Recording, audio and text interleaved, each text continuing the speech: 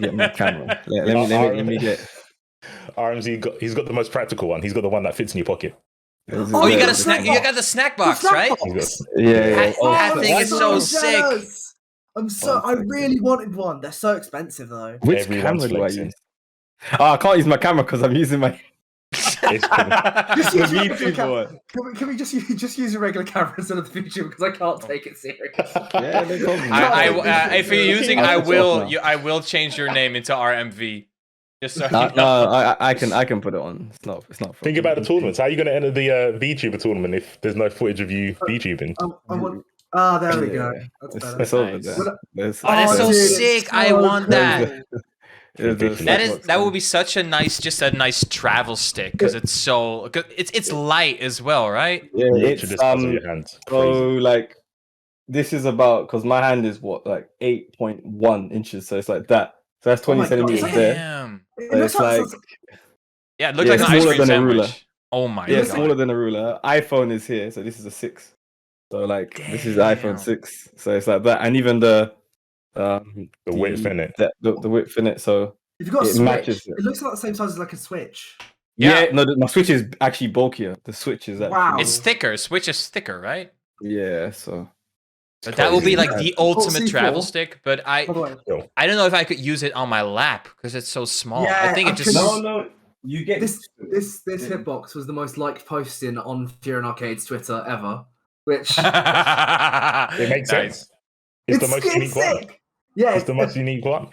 Yeah, it's anime stick. No, road. I can't wait. You know what? I want to get like a hoodie with this design on it as well and go to a tournament, go to a week or something. I've definitely seen that. I've seen the hoodie on like Twitter. Yeah, someone posting about it. Yeah, you need to get. I've never seen the hitbox though. That was different.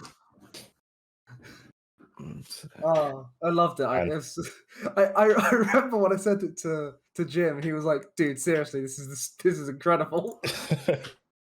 But let me know when you want RM VTuber. I can start. That is kind of sick. Yeah, I got my VTuber life is already. I'm ready prepared. I'm ready for it. Oh my god. Honestly, the first I think I'm gonna start streaming with it all next week. I'm so mad. The thing is, I want to do it as well. Because tournaments come up. If you put it once on your YouTube, you qualify in that VTuber only PC tournament. And there's a lot of money for it. Like that one, that's the one that I'm not trolling. Like for me, it makes more sense for you to just have and it's quick and easy to make, you know. So like I saw you make it and I saw you trolling, then I looked at the tournament, I was like, that's not a troll. I would actually make a VTube just so I can enter that one tournament that one time. And just to say you did it, you know. All right. I guess we can start the show, and unless someone needs to say something off record, or it's just still on record because we're live. I don't know. Put the tweet out. I did. I put a tweet out. Added everyone. Cool. Yeah, if he's got banned words, I probably won't see it. So. I mean, I got FG's podcast. Yeah, then it's probably banned for me. So. Oh my god. I mean, I did hashtag FGC. Because you know that reach. Oh my god! It'll be banned for me. Why is FGC bad for you? Oh, that is a podcast topic. I'll take that. Oh, let's talk about that then. I'm interested. I mean, I'm kind of down if you're fine to share that. Are you turning it? Sorry, I swear you're turning into more and more to Aris the more I speak to you. So you just hate the FGC. I've been in longer than he has. I've been in this since I was like 13, and I'm gonna be 30. Oof, you're 17 years. So yeah, that's a while. Yeah, like before, like even if we start podcasts, I've been doing because I've been doing it for so long, and Mace knows this. I was there when Mace when he first started, and Jammers. But it's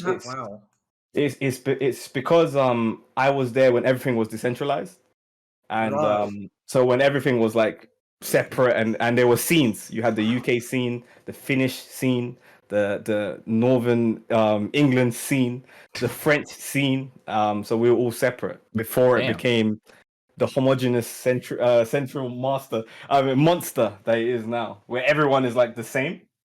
When I was involved, it was much more down to earth, easier, I guess. But why I hate it Yeah, me just closing my blind. Yeah, just go ahead. It's fine. Yeah. But it's not why I hate it, but why I ban the word is because it's not the beast that I fell in love with. It's not the same. So I don't stand for all of the things or advocate for all of the things that the masses all advocate for now.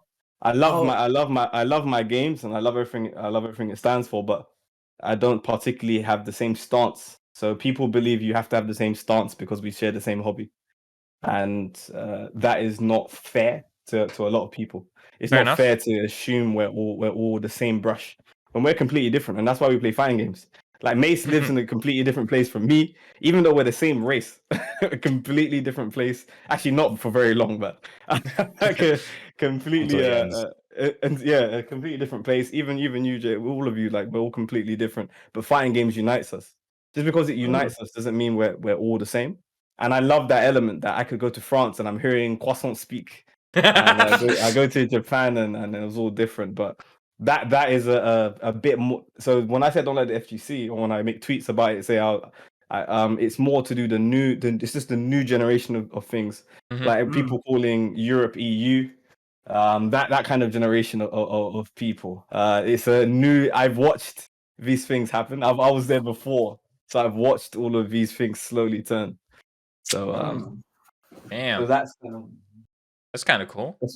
I got a new clip, and I got a new clip for YouTube. Yeah. Yeah, that's kind of sick. Anyway, welcome everyone to the Trash Talkers podcast, episode number 12 already. I say already, but 12 episodes, not that much, but I'm glad we got so far as we have right now. Today we're talking. I mean, we're a little late. I mean, I'm a little late, but we will be talking about the Guilty Gear Strive beta that happened a couple weeks ago. I mean, it's still relevant because the game is not out yet, so everything that has happened back then is still relevant till now because we don't have any more information except for like the exhibitions from last week. I mean, we can talk about that as well. And as well, we're going to discuss ways to balance fighting games, because with new fighting games coming out, that's always a very heated topic, a lot of different opinions, and I'm pretty sure we will have different opinions about that as well. And something I wanted to discuss, because I saw it come along my Twitter feed, is the importance of high refresh monitors, even though we're playing games at 60 hertz, because it does look like if we're playing on a higher refresh rate monitor, your input delay gets like vastly better.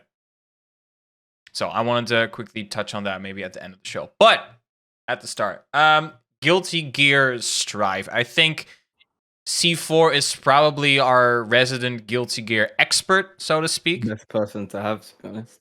I mean, that's. I mean, it is the reason why I delayed the show for a week, because I really wanted to have C4 on when we're talking Guilty Gear, because he's like very knowledgeable when it comes to Guilty Gear. I mean, you were scheduled to be on RBK. I mean, you were on RBK, but sadly you had that inconclusive COVID test, which was I was actually legitimately sad when I heard the news you were not going to be on. Like, dude. I was, at the time, I didn't really care. Like, honestly, I didn't really care because I knew Theory was the other guy doing it. Yeah, he was Scott-like. Yeah. Oh, Theory's a king, though. Theory's a king. When I did it, I wanted to make sure that Guilty Gear got put in a good light. That's all I cared about. And obviously between him, Damascus, and Tyrant, it done fine. I was salty because then I remembered there was meant to be another fight card, and it was me versus Mr. Crimson, and I wanted to beat him on stream. That's what I was salty about. I would have been the only person to beat him that weekend. True. He went undefeated for a while, boy. Yeah, exactly. I wanted to be the guy to say, yeah, I know Punk couldn't beat him, but I did. It might have been a different game. I don't care. I'll take that. But yeah, I didn't get to do that. But yeah, we did like a lot of research, me and Theory. So I guess technically at the moment, I am like the most knowledgeable-ish. Until everyone gets the game, obviously. Because I know Omni didn't get a chance to play the beta because he didn't have a PS4 at his place. RMZ, have you played the Strive beta? I have downloaded the Strive beta. I put on training mode for 5 minutes. Did Kai combos, and then I switched it off. Beta 1, Beta 2. My PS4 downloaded it, and I have never opened it. Okay. That is me and Guilty Gear Strive's beta. Is that just because Guilty Gear, like it doesn't capture you, or is there another reason? No. Mace will tell you. I'm very fond of the series. Because obviously Melty Blood is my favorite fighting game. Really? Um, Are you yeah. excited for the So new one coming out then? oh yeah, of course. Melty Blood was like the game that kind of got me into everything. That and CVS too, but You are yeah, old. no, it's Sorry, I had to. Dude. it's a weird perspective was when you start really young. Yeah, it's everyone knows you're really old, but you're still young. But it's because I started really, really early. I'm like how everyone sees Wawa now. That was me really, really, really ages ago. But I've just lived through generations of games. But yeah, no, me and the Strive thing it's more so that I don't get captured by beta. I didn't even play Dragon Ball Z beta. So Fighter Z, I didn't even play that one. I played like maybe two. I need the game itself, and then once the craze and everyone else is, I'm not really like someone who follows a trend. Not because I'm a hipster by nature, but I make my own decision. So someone like C4 plays it because Leo's in it, so he's already invested. Me, I'm not invested. Yeah, I'm not invested because Johnny's not in it, Testament's not in it, Ordersoul's not there. So I don't really care about any of the cast members. They're all just sprites moving on the screen to me. So Well, that makes sense. So me picking up the game up, I was like, then it's not fun. My characters aren't here, and Guilty Gear is for me, yes, great learning the system. But here the system is a lot easier than well, not easier. It's you can still master it. There's still mastery to it, but because my characters aren't there, I have literally no reason to download. There's like no it incentive to play. Yeah, no incentive. And I'm only gonna play C4, my friend Nino, and Aliu. Those are the only three people I'm probably gonna. I mean, those play are. in the entire life. I know two of those people, and like those are probably two of the best players to play. Gotta be honest. That's all I'm gonna play. I played Aliu for the last decade in every fighting game on the planet. And C4 since GG, we always play every game anyway. So I'm gonna do that when the game is out. But during the beta, everyone had the craze, so everyone was all playing everything else. So I just decided, let me allow everyone to play, and then I'm gonna be the sweat that goes in training mode, figure stuff out. I'll do all of that. But yeah, I do see where you're coming from, because my background is from Marvel. Like my first fighting game was UMVC3. So of course I got very excited when Infinite came out. And at that moment I didn't really care about the graphics. I was just happy there was another Marvel, because like it didn't look good for the Marvel series. Like when UMVC3 came out and like the whole MCU started popping off, the mouse was like, nah, I control everything Marvel related. So Capcom couldn't really do anything. They couldn't even patch like Ultimate for licensing reasons. So I was just happy. So you started on Ultimate, not in the MVC3. Yeah, okay. So the reason I started on Ultimate was because I didn't have a PS3 or an R360. I had a PS Vita. Okay. And UMVC3 came out on Vita, and the only reason I bought it was because Phoenix Wright was in it. So you missed out. So you missed out the beginning of MVC3. You missed out Tronesis. Yeah. You're probably the most hype portion of that game's life cycle. I mean, I'm happy I didn't get Sentinel. I didn't get hit by Vanilla Wesker. I didn't get hit by Vanilla Phoenix. So I'm kind of happy I dodged that. But you dodged the bullet, 100%. You dodged the bullet. 1.3 million. Very dark. 1.3 million health. Yeah. Yep. But okay, so what I wanted to say, I of course I wanted to play Infinite, but then the juggernaut called Dragon Ball FighterZ came along and like basically wowed everyone with like how that was kind of how we wanted Marvel to be, but it was brand new and I loved it. But when the open betas came around, I was like, no, I actually do not want to play it. And every time I saw like a character trailer come by, like I knew. As soon as I saw Trunks was in it, I'm like, okay, that's fine. I don't really care about anyone else. Maybe I'll play Goku. Trunks. Yeah, I just want Trunks. That's all I really care about. So when Trunks came out, like the trailer came out, like, all right, cool, I'm good. I didn't want to play the beta because I was like, things are probably going to change. I just want to play game and learn from there. So I do kind of see that sentiment where you're coming from, Ramsey, like where you just actively don't want to play the beta because you're just waiting for the full game to come out and waiting till like the dust settles about like all the hype. So I do kind of see where you're coming from.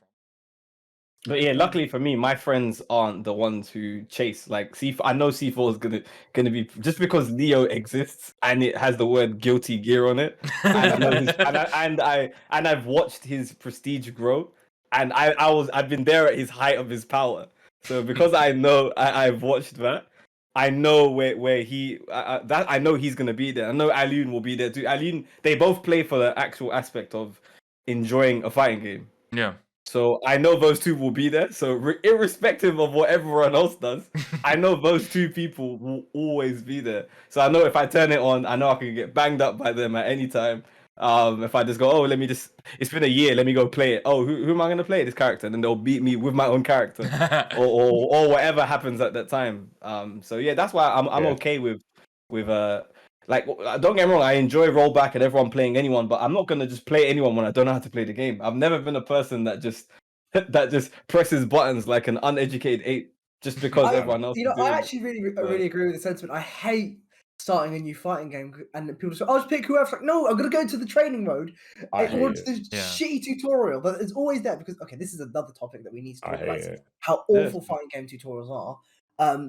Even the ones that people say are the good ones, I don't even think that. I mean, they're not essentially good ones. You're just less bad. Even the people say, "Oh, the Skullgirls tutorial is so good." It's not. It's really not.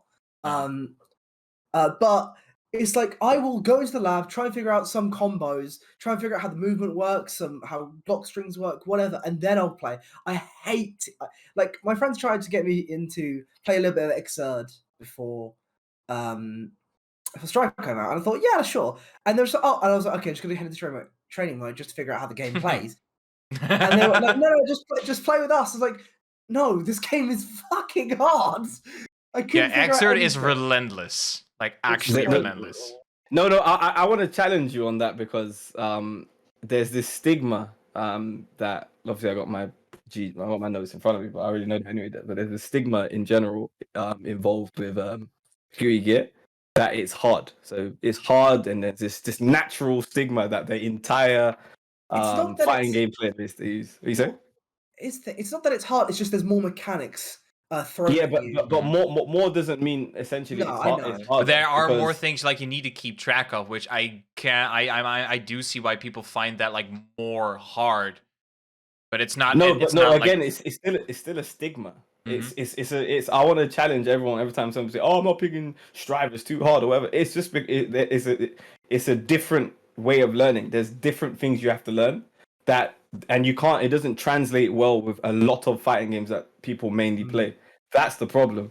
So people are like, "Oh yeah, I play Street Fighter, mate. So yeah, I can go jumping Guilty." You play Guilty, you try and Street Fighter, going left, right, and then suddenly someone is jumping in the air. You jump in there, you're getting hit like 20 times in a row before you even learn. You can't jump without using a big green bubble around you. And you're like, how do I activate this green bubble?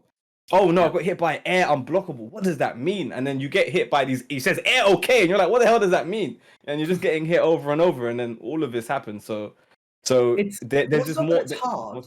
I think it's more that it's overwhelming. There's a lot to learn with Guilty Gear.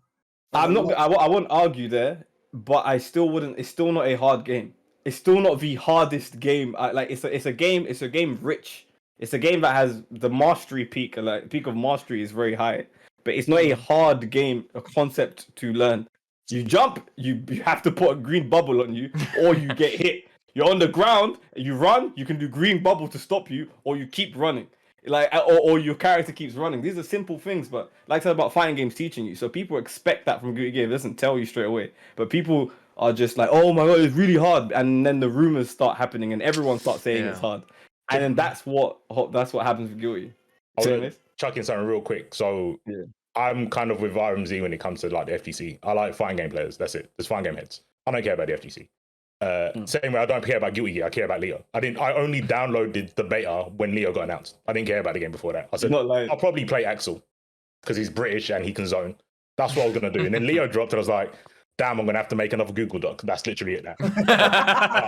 How's that coming along, brother? How's King's Dictionary 2 coming? It's out. It's there. It's out. Yeah, it's coming along. Yeah.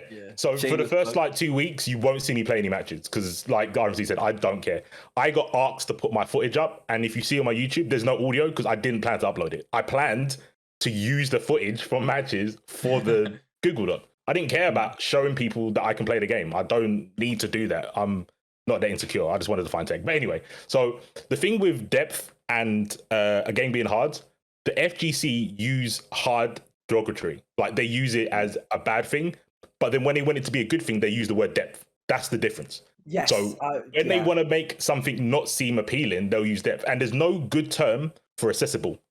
It's either easy, accessible, good for like new players, pick up and play. They're all bad. There's no good terms or good ways to express that in the FGC. That's why I don't like the FGC. There's too much of a narrative. And I can understand, because when I got into Guilty Gear, because I never played the ones beforehand, and all the OG like Guilty Gear players said like, oh, if you played Accent Core, you get smoked because it's way harder. You wouldn't be able to do this nonsense with Leo and slow down time with YRC. If you ask any OG Guilty Gear player, they'll tell you that Rev is trash. It's easy mode and it's not good. When I was entering tournaments, that's all I heard. And all I got cussed was that I can't play the game. That's why I picked Leo. When the only reason I picked him because he looked like Vegeta. And I haven't got the execution to play older games. That's all I got told. Yeah. And I just said, I don't care. Leo's not in those games. But you still got those W's. That's all that matters. I got the W's, yeah. But it is a case of when I picked up the game, it wasn't hard until people told me that it wasn't hard, if you know what I mean. They kind of, with depth, it's like, yeah, you need to learn X, Y, and Z in Rev. When you play Rev, you don't need to know all that stuff. You don't need to know that Eno's forward, front-facing down and back-facing down are different frames. Because you learn a setup which covers both of them. That's the thing with Guilty Gear. They'll throw all these terms at you and say, oh, did you know this? And you're like, no. Yeah. But you don't need to know all of that. You don't know. No one has to be like SKD. Yeah. There's people like SKD that knows everything about everything. But then like Omito will come around with his one character that he can play and smoke you because he just learned that one character. That's why I challenge anyone to find me Fab playing another character other than Pot. It doesn't, there's no footage out there. He just plays one character and most people do that. And then you'll find out in this generation, you'll see like Daru. Daru was an Eno player. In the first beta, no one uploaded his footage. He's a good player, but because he's not playing his character, no one knows him. As soon as Eno came out, all you're going to see is Daru because he's like the sickest Japanese Eno player, or I know. With Guilty Gear, there is a lot of stuff to learn, but most players, the really good ones, play one character, which minimalizes how much you need to know. And that Omni, that's a challenge. What you said, Omni, about like when it was hard and training. What your friends were saying, it's just picking a character. And Guilty, that's the one thing Guilty has over all the other fighting games. You have to enjoy that journey. You got to pick your one character, sit there and ride it out. But you have to like to. That's what I do with every fighting game, though. Like whenever, like when Street Fighter 5 dropped, I couldn't figure out my character, so I just fuck it. No, I'm not playing this. And then a couple of years later, I picked it up and I found Fung, and I was like, oh my god, this character is incredible. I'm playing him all the time, and he's the only character I play in Street Fighter 5. Yeah, it's like when I started DBFZ, I only want to play Adult Gohan. I only want to play Adult Gohan because he's my favorite character. So I thought, fuck it, I'm going to lab him out to shit. He's a favorite character to play. Yeah, it's that's like, when you lab characters you like, it doesn't feel like a chore. And Guilty Gear, it feels like a chore because you feel like you have to learn how to fight the other characters. The first thing you should ever do is learn your character. Learn what you want to learn. Then when you lose, then you learn counterplays. Don't learn counterplays because people are like, oh, you need to know this. You don't need to know. If you're winning, you don't need to know anything that anyone else is telling you. You only need to learn it when you lose to it. C4, you just hit the nail on the head on to wrap this one up is fighting games in general. When people pick them up, we just like it's always the journey, especially the testosterone in most of men. In your brain, it's a chemical in your brain, testosterone, right? A lot of people don't know it, but it has the power to trick you. I'll give you the dumbed down version of this, not my neuroscience version, what I do for work, but it has the power to create when you do menial tasks or tasks that you're doing over and over. You have the power to turn that into achievement and have feeling good about it. So, and especially in fighting games, especially when we extrapolate that to Guilty Gear, we start going, I have to do all of it. People are telling you what about Guilty Gear, all this stigma. People are telling you about how hard it is. So instead of you focusing on the journey, you're focusing on the destination people have already inputted into your GPS. But when you sit down and extract what Mace just said, if you sit down and just do what's necessary, picking your character and riding it out, you'll realize that the divergent path that you can go with all your characters is so different. The destination might be similar. Yeah, you're going to learn 100 million things, but people are always telling you about the destination. They're not telling you about the journey. Your journey in Guilty Gear will be considerably different from C4's or mine, just on your character alone and your knowledge of where you are in fighting games. But that's why I say the stigma that Guilty Gear has about depth and being hard. People say, "Oh, it's hard. It's a hard game." People love playing like hard and depth are the most hilarious terms that people interchange. Yeah, the game's hard, man. Like you'd be like, yeah, this game lacks depth, and then in the same vein, they'll be like, oh, this game is hard. It's hilarious. The dualities. Reminds me of the video I saw that Leon Massey made on difficulty recently. He was talking about how difficulty isn't necessarily a bad thing. It's a tool. It's a tool to use in games, rather than kind of like a way of stopping people from playing. I think fighting games kind of need to get away from this idea that no, we need to be hard rather than deep. I guess it's like they're just using the terms interchangeably. And like it's also the thing of like whenever any new fighting game comes out, like say when Street Fighter 4 came out, people were like, "Oh, this game sucks. It's baby mode. There's like no one's gonna play this." Street Fighter Third Strike was the best fighting game ever. And then when Street Fighter 5 came out, people said the exact same thing. It's like, "Oh, Street Fighter 4 was the best game ever. This new game is baby mode. It sucks." I'm gonna have to stop you on 3S. I'm gonna have to stop you. No, wait. This is the thing, though. RMZ, you can't do this. It's infinite regression because people will think that CVS is good. That game is trash, balance-wise. It's so bad. I'll tell you straight nostalgia, up. 3S is nostalgia. People will tell you it's one of the best games ever. I love the game, and I can still tell you all the holes it has and how ridiculous. You can change scaling mid combo. But like the game itself is just like it's natural, and this speaks to what one of the topics we're going to talk about later about just games and balancing in general. Back in the day, developers and engineers they threw stuff in a game, and once it went out into the wild and people found stuff, they didn't take it back and say, "Oh, we didn't have to do it." They're like, you know what? Ride that out. Let's see how this goes. Now, because QA, the ethos in QA is better in IT across the world. People can say QA is bad, but QA is so good because of Twitter, and you can get bad press much faster, and the feedback loops are faster. Now, when a product goes out and you get a bad response, instead of having someone who has a marketing brain, what people do is, they saying it's bad. Everyone is saying it's bad. It's a bug. So it's not a feature, it's a bug. So what that means is they go to fix it. So things that are like amazing, like Dan's Infinite in SF5 or these new things that are happening, instead of keeping these things in, they say it defeats the mission of the game. Now, the mission of the game before used to be malleable, used to be able to change, but it was the same. The skeleton stayed the same, whereas now they chop and change it. They just say, let's take this out. And then you have just some androgynous game that it's just my first fighting game. And that happens with all games. Like Guilty Gear got it. Guilty Gear Strive got it. Like Milia just got axed because Alioun always comes out and does stuff he shouldn't be doing. But the thing is though, like what I do, I mean, as you said, like it is so much easier to find out what is actually broken in your game with like things like Twitter, where when someone gets an infinite, like a new character gets released, like Dan, an infinite is probably discovered that day. If a character has an infinite that like the devs have not found out, it will be discovered within like 3 hours, and then it will be posted. No, but it was discovered before. But Jay, it was discovered before, but it just wasn't on. It wasn't on Twitter. But the difference is it's the backlash. It's the backlash. But like, you just didn't see it until tournaments. There was no tournament, so no one cared. But in 3S, you could literally do Urian's charge partitioning is not a part of the game. Crush. Kill. That's not a part of the game. But that's not supposed to be like that. That is literally not supposed to be like that. Like Remy doing the easiest thing to do. Real quick, the easiest thing to do. Look who Takedo plays in a game, and you know that's the bug. Yeah. Takedo plays the bugs. He plays the things that are so close to the bugs. Mm-hmm. It's just the to answer your question, it's just the feedback loops. Yes, it goes on Twitter and people see it. The devs don't care about that it's a bug. Like, I'm telling you from working on multiple software years, like half my life, they don't give a crap about that it's a bug, it's out there. What they care about is when people complain about it, and then it goes back to you, and then it's negative press.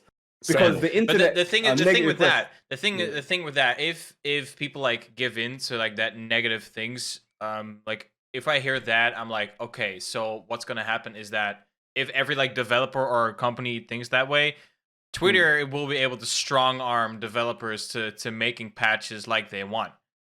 We are though. No, it's already happening. But it's already happening. But like, we have a couple outliers. Like, of course, Harada doesn't give a fuck what Twitter says. Like, he says no. That is disingenuous because Leroy got changed like that. Akuma literally got barbecued. Akuma got barbecued. I don't really follow Tekken, so I didn't know that.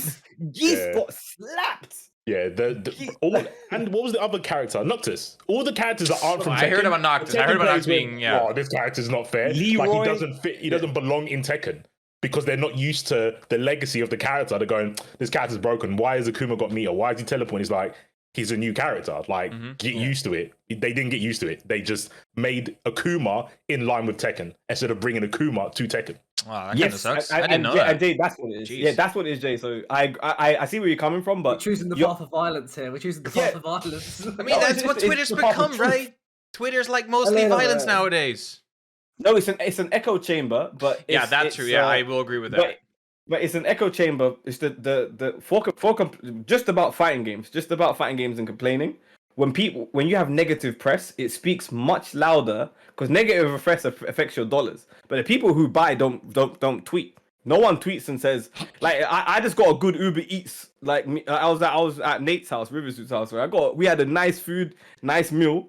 And I'm not going to tweet that out, but the second I get a bad version of that, I'm going to tweet them, at them, tell them I can't believe you did this. But when it's good, people don't speak that same energy. So when you have fighting games, when you have fighting games, people literally will be like, Dan's Infinite, I can't believe this. And then a new person who's 15, because you've seen in Dragon Ball Z, we have 15-year-olds joining. What do they say when they go online? You play the game with the Infinite, don't you? Or Dragon Ball Z, you play that character with the UI. Like that's when I made the tweet. I made a social experiment asking people what they hate about UI, and only one person out of 22 people said, it's not that I hate UI, maybe my skill level is not that good. But I don't know how to deal with him, but this is why I don't like him. I clap for that guy. Everyone else was like, too many wake-up options. I can't stop him. I hate him, blah, blah, blah. But one person admitted. Now, let that sink in. One person out of 22 people, percentage-wise, that is way less than 2 or 3%. That is mental. So if you extrapolate... What you say? People don't want to admit their shit. People don't admit their shit. That's true. But that comes back to like what you said, Ramsey, about like that testosterone. I mean, it's a hormone that like wants to like it bring. I don't want to say. Sometimes it brings out the worst in men because they want to prove they're the best, and I feel that's because what you said with those tweets. Like a lot of people don't want to, as Omni said, you don't want to admit your shit. You don't want to publicly admit like, I'm a lesser person at this game. And I do think that like you get that circle back to that whole that testosterone thing. Yeah, but also it's like if you are the kind of person that's like you're tying your value in life to being good at fighting games, and you're a bitch. You're a bitch anyway. I wouldn't say that, but I would say that's kind of foolish. I want to chuck in real quick. There's a difference between proving you're the best and being perceived as the best. I think more what RMZ is talking about is people perceive like they want to look like they're good. Some people want to prove that they're good. So to prove you're good, you have to admit that you're shit in the first place.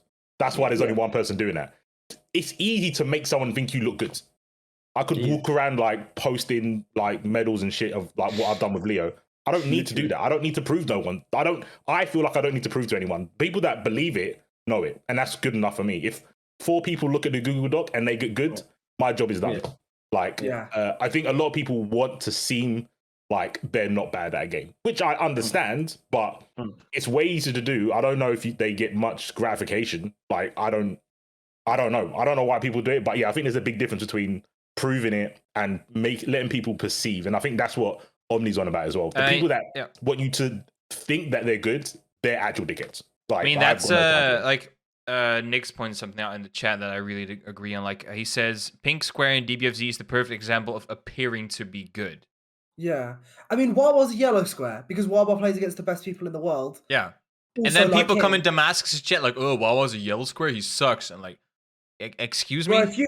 I'm sorry, demon rank player. Then ranks don't even matter as well. No, but I feel like these are kind of different conversations. If we just extrapolate that first, Yeah. the first one is the first one is in regards to to patches and stuff, and the reason why we get patched to wrap up is we get patched just mainly. The biggest reason is just because players will literally look at a game and complain.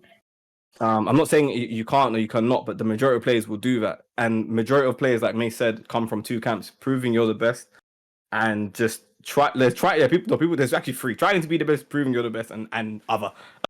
there's always an other. There's other, right? So whatever your goal is, so that's a lot where these players are going to. So you need to factor in all of those things. Then we can have the conversation. But majority of the people who speak are they want everyone to perceive them as the best, like May said. Sorry, perceive to be the best, proving to be the best. A lot of people want the perception. They want to look great in public. They want to go out there and look like they're fantastic, look like they're great. And that's what's happening right now. And those are the people who talk and comment on things, who go out onto social media. They're the loudest minority, but it looks like the majority. And when developers in my teams receive this kind of stuff, we go in our backlog and we see all these bugs. The first thing the business tells us, oh, we're getting bad press, fix it. So instead of us talking about it and saying, is this a feature? I mean, is this a feature? Is it a bug? We just say we're going to fix it. So I'm telling you all from the other side, people who aren't engineers or developers, this is the conversations we have when we receive bugs. We're normally supposed to triage it and think about, do we want this feature?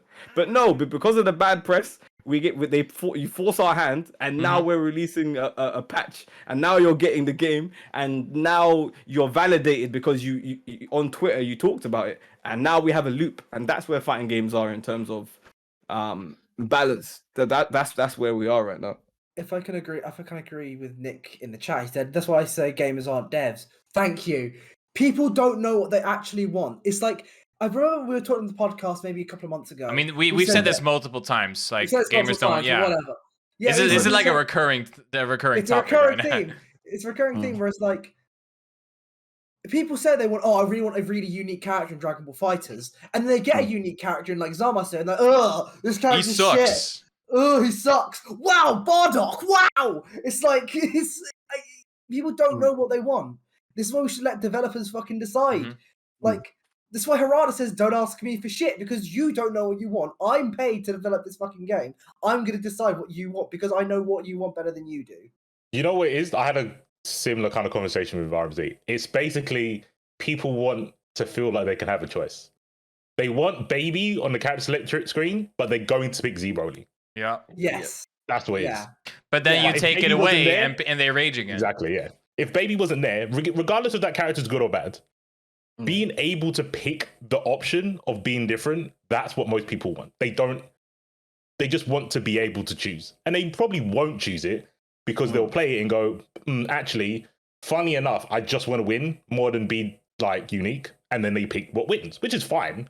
But yeah, like no. Let's refresh that. They pick what everyone tells them wins, not what they themselves think what wins. Yeah, people will pick whatever Goichi, Sonic Fox, and Waba pick. Yeah. No. Even more than that.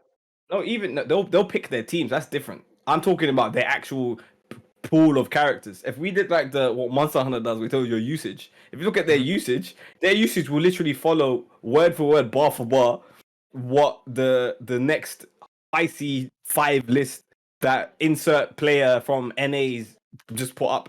They will literally copy whatever verbatim. And I can ask them questions when I stream. I'll ask them the questions. They can't. They are no answers. They are no answers. Ask you, why are you picking this character? What game plan are you trying to administer that is yours? If you can tell me that and say I copied someone else, I'd rather you. But then they lie. They're like, oh yeah, this character because of this and this. Okay, cool. How'd you set it up? I've never seen you do this setup you've talked about. I've never seen you enact or do this. Yeah, I was gonna say, I will freely admit, I only played Fang in Street Fighter 5 because I like MQS. That is the only reason I play Fang. No, that's fine. No, see, And that's fine. Internally you admitted it, but a lot of these players they'll pick something and be like, "Oh, I asked them." They'll pick a team and they'll have like something Z Broly lost, and then and then I'll play, and then they'll keep losing. Like, "Rah, how am I losing? How are you?" I said, like, I asked them a simple question, like, why is your team like this? Oh, I'm picking top tiers. I'm like, they're not really top. Your team order's pretty lackluster. But I'm not telling them it's bad. They'll just pick like base Vegeta, 21 Z Broly, and they'll think that works, especially the order. I'm like, why is Z Broly there? Yeah. Oh, he's lost because limit break, and I was like, okay, but what if you don't hit me and I have the life lead? Why is he there? You're not even giving him the tools necessary of him being lost. Actually, he's deficient in that position. He would actually be much better with an assist. But the majority are like, I put him this last because everyone else puts him there. Kill Sage, didn't it? He got top 8. Yeah, Desk Village. But Desk Village does it. No. Sage had Super Saiyan Goku. What, Anchor? Oh yeah, he did have Super Saiyan Anchor. Yeah, that's true. That's true. Broly's a better. Broly because when he has an assist, his approach is different. Yeah. Because he doesn't do damage by himself off of 2 H's, is 2700, 27%, 33% off of 2 H. Meanwhile, Team Gohan doing 72% with 2 assists. So Broly's not damaging you when with that. But when he has an assist behind him, there's the fear. So everything is multiplied. But no, people don't think about that. Like, I want him last with no meter because bro, like command grab, 17 frame command grab. Yeah, 17 frame, bro. What are you gonna do? All right, cool. I want I'm a not life gonna be in range. I'm not gonna be in range. God, we are choosing a violent path. This is a violent path. This is an average day on my stream. Remember when we were talking about Guilty Gear Strive? Ramsey, I need to watch your streams, mate. This you don't want to go to Guilty Gear Strive because this is literally like what happened to Pot is literally this dumb. People, I just don't like people. That's why I don't like the FGC. They got Pot nerfed in a beta. What? A 3-day-old beta. Oh my god. Yeah. They changed him because people complained about getting grabbed. Oh, it's literally it happens all the time though. It happened in Street Fighter when Hugo came in. Everyone said Hugo was busted, and then they nerfed even like Hugo. with Android 16. In a location test. Sorry, it's up you. In a location. Was it Japan? Yes. Japan? Yeah. He had a Dalsim had a double hitting medium kick. They took that away because you can't focus attack it. Oh my so they nerfed all these characters in a location test. Yeah. In a location test. That is a beta of betas. Yeah, it's dumb. People don't like getting grabbed. Cool. I don't mind because if I get grabbed, then I got out neutraled. Yeah, that's your own fault. If a character in an anime game doesn't have an air dash or a run and he's in throw range, he fucking deserved it, in my opinion. Yeah. He straight deserved it. That's like a very he hasn't got an unblockable anymore. He used to have an unblockable, and even in that game, he was bad. So they nerfed this character. I think he's unplayable, and I've tweeted it a couple of times. I'm like, you lot fucked up Pot, and I don't even like Pot as a character. I couldn't give a shit about Pot. But my friends play him. I mean, Fab should be alright, hopefully. But Theory was playing Pot in the first beta and the second beta. On the extended, when we was doing research, I was like, don't play this character because me and you cannot have fun. Because everything you do with this character is bad and I can punish it. The only way me and Theory could have had fun is if I allowed him to do dumb shit. And then we're not playing the game. We're not having any fun. But Mace, I think we should talk about why that is for grapplers, because grapplers are really simple. If you break down to a science, their game plan. So if you start a grappler, you're already taught your RPS. So your RPS is really simple. Your game literally, everyone's trying to take down a health bar. Your game plan is literally once you're in, you know your set of options. It's A, B, or C. Grab, don't grab, bait. Like it is so simple. So they get to learn these mechanics. So the reason it's really disheartening for newer players when they're playing characters with grabs, because they're like, this is just cheap, whatever. No, it's not. It's just they have a plan. But you don't have a plan when you're keeping them out. You're just pressing buttons and praying for the best. There's a very specific game plan when you play a grappler. Fun? There's a very specific game plan when you're playing a grappler. No, when you're playing as a grappler, they have a plan. But when people are playing against the grappler, they don't even plan as nowhere near meticulous as the grappler is when they're in. You can find a gold or diamond Zangief on SF5, but I'm telling you, when they're in, they at least understand their options. They know tap. If I wait and they jump back, I'm gonna do the jump grab. If I do tap and then grab, he's gonna be scared next time, and I'm gonna do tap and I'm do grab this normal grab. They're thinking on that level, but fighting game players, because they're so entitled, they're like, oh, I kept him out with a few buttons. They're not thinking that's on that same A, B, and C level as the grappler. But then they complain when the grappler's more effective when they're inside. Because it's easy to be effective as a grappler in a game. It's very easy, but hard to master doing that over and over at a higher level. But that's what people forget, don't factor in. It's easy to do all these things, but then it gets harder as the game scales. But then zoning is one of those, or people call it zoning or whatever, keep out. It looks simple, but then it gets harder when like there's tricks to it. But people, and that's where the disparity is. So Potemkin getting nerfed, people haven't played Strive for ages, but they're complaining about a grappler when grapplers normally have a simple game plan as grab you or not. So it's literally boiled down to small options. But people will complain about the grappler when they don't understand the game to keep out the grappler. And then that is why Potemkin just got rinsed. Because people are like, oh, Potemkin is just killing me. Like, I need to stress, like, RMZ is literally, obviously he's right? So, Rizza in the chat, I know he's smart. I know he's a good player, but he is part of the problem. But his 5P was kind of stupid. No, it wasn't. I'll tell you why it wasn't stupid. And this is, you know what? This is the only time I'll allow people not to lab because it was a beta. But I labbed it. I labbed it after asking a pot player. I was like, okay, I want to give the benefit of the doubt to the devs. There's a reason why his 5P's rapid cancel. You know why? Because he's the only character in the game where his 6P cannot be cancelled out of. So he can't do 6P into something. So everyone else can anti-air into a super or a special. Pot does 6P into nothing. I think he can link into a 5K if it's high enough. If all the moons on Saturn align. The reason his 5Ps are rapid is because he needs an anti-air. His heavenly pot buster, misses if you air dash or burst. So he hasn't actually got an anti-air. So you are the problem, Rizza, in the nicest way possible. Because you say something because you think you have an idea of how the game's played. You're wrong. They change it because they want to please everyone. And now pot cannot anti-air you. And when he does, because his heat knuckle is blockable. Do you know that? He can't heat knuckle you. So the grappler of the game, the worst grappler, because Soul, May, Zato, all of them are better than him. When you jump, he cannot stop you now because you fucked up his 5P. His heat knuckle doesn't anti-air. His 2H is blockable, and his heavenly pot buster doesn't anti-air you because you just double jump.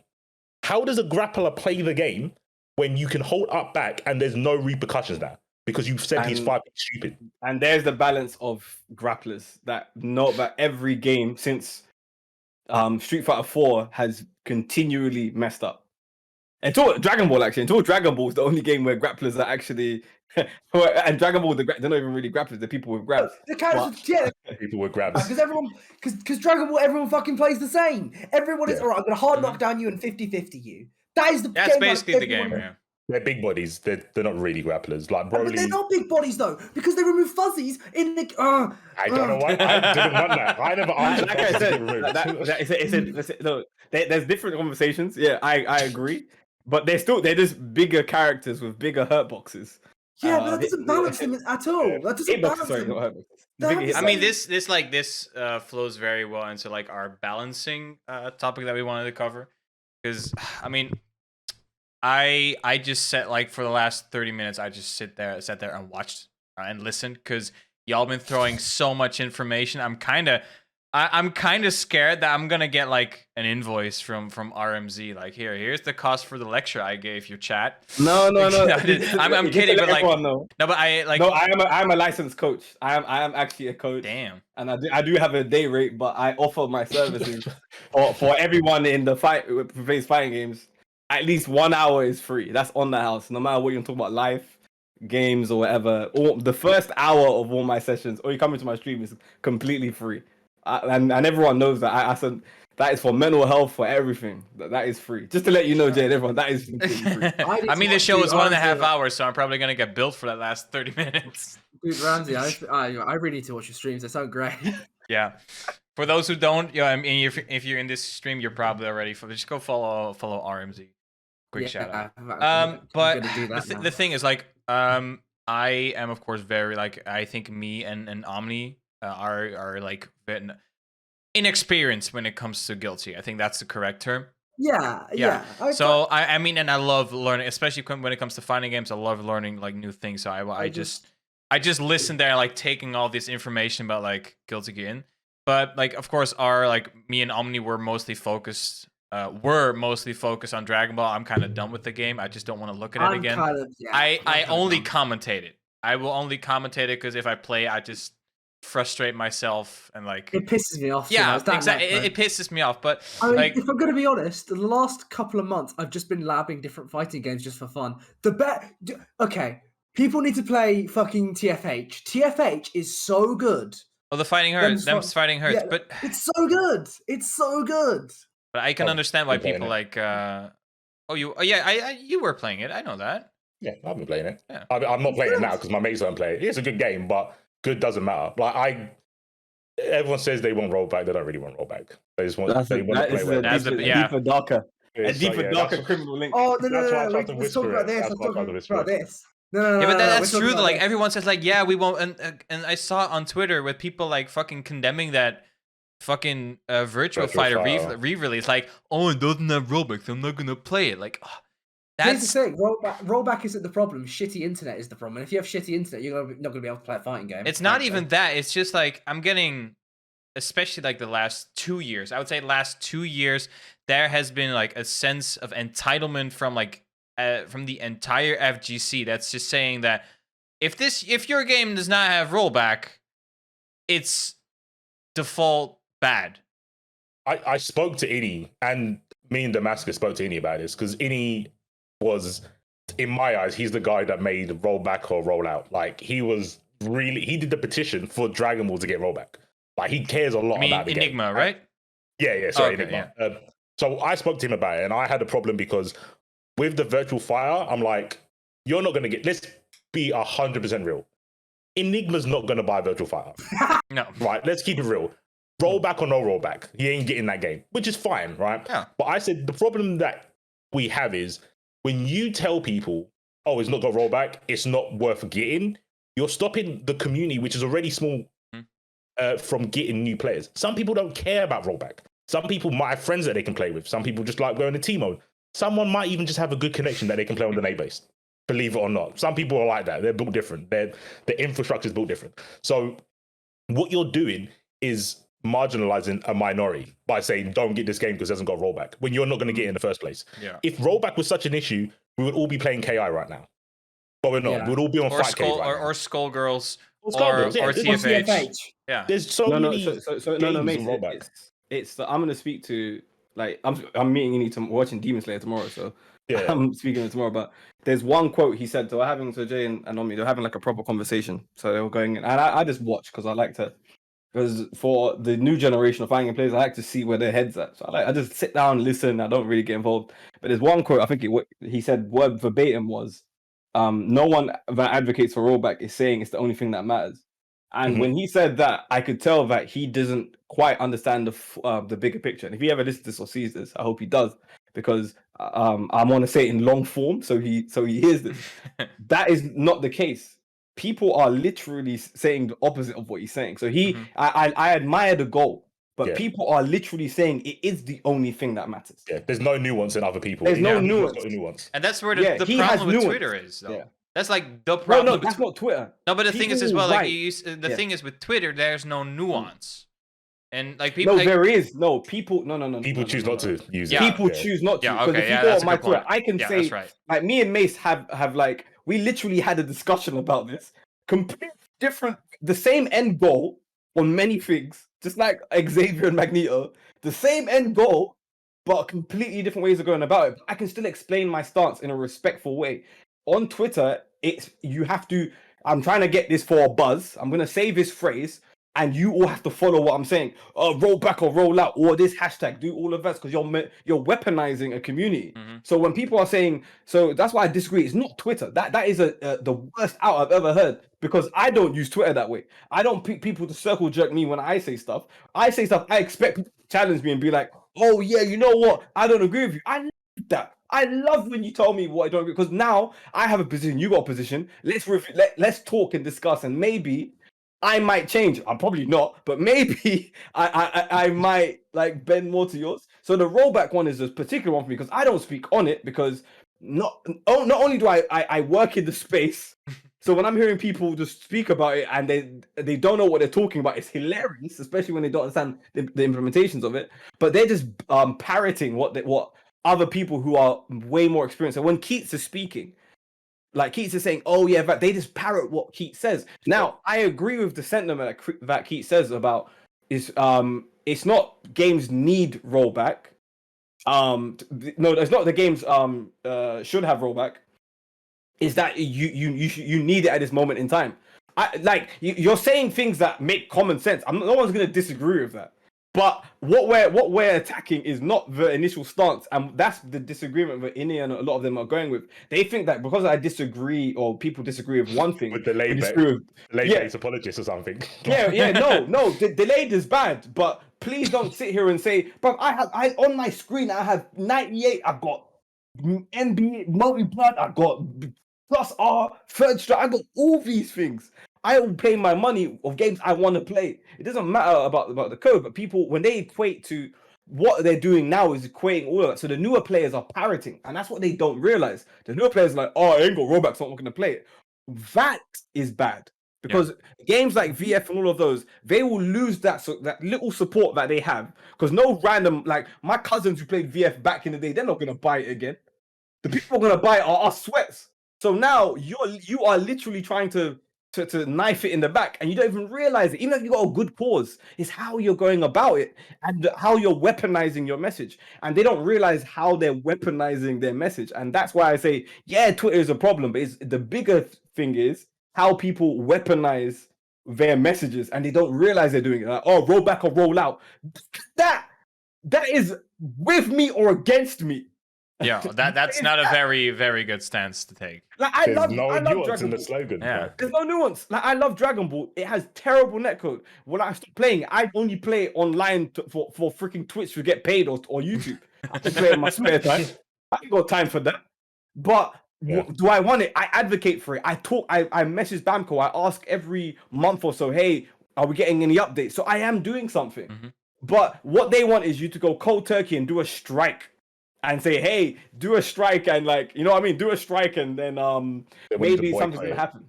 Yeah, there's many ways to get a message across, but they want their way of doing it, and that's what people don't understand. So yeah, I disagree with it's Twitter's problem, because some people on Twitter are sane. Not everyone weaponizes or has one side. Follow me, you know. Yeah. Real quick for what Rez is saying, because this was a good point that Ini brought up about if you have no local, obviously the netcode is way more important to you than someone who lives in London. I don't disagree with that. The netcode is important to certain people depending on, your access to play people. If you live in the middle of nowhere and you've got no friends that play the same game, you need the netcode. That is a make or break for you.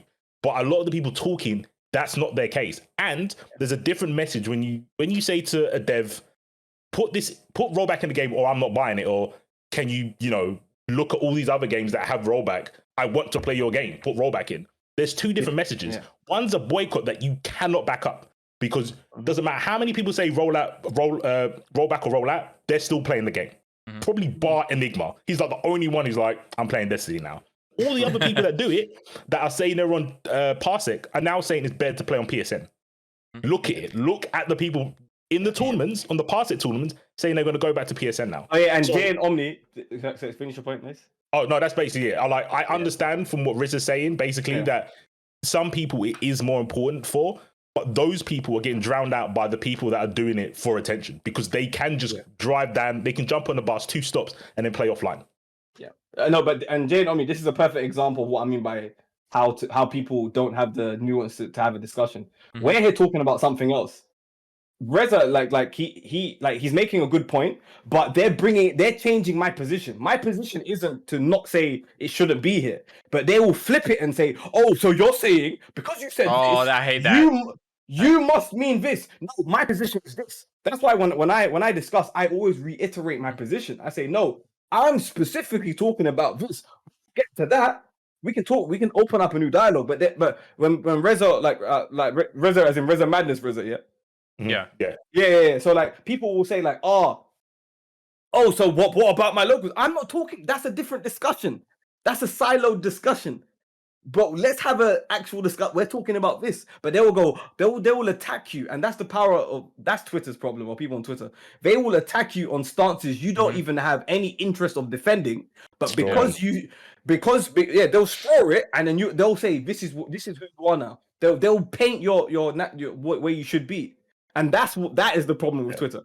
People don't understand that they're being literally drawn into battles. Mace knows this because Mace will be like, the rest of that, I'm not into that. But he'll voice note me and say, let's talk about this instead, because now we're talking about what we're talking about. But other people will continue and you will be arguing a position you don't even believe in. Like here we talk about rollback, and now we're talking about people that being at homes and then being not being it because they're in locals.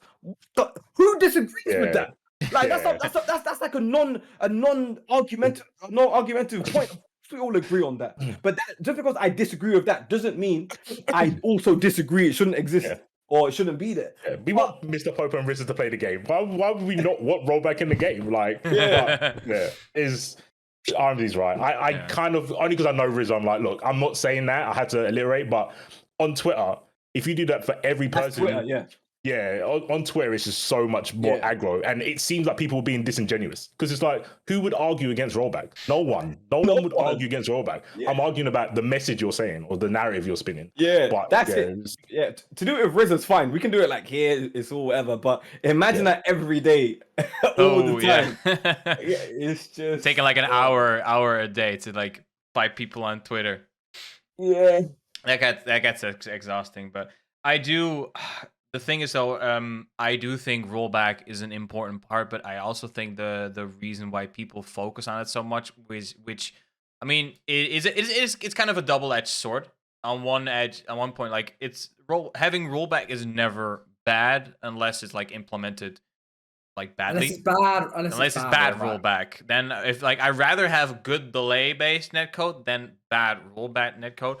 The thing is, though, because of the situation, like the whole world is in right now, I do see where the general public is coming from when they're screaming like, "Hey, it's not the general public though." I mean, not the general public. We're a large minority. Let's get that straight. FGC. Yeah, the FGC. Yeah, I mean FGC. I mean FGC. The general FGC.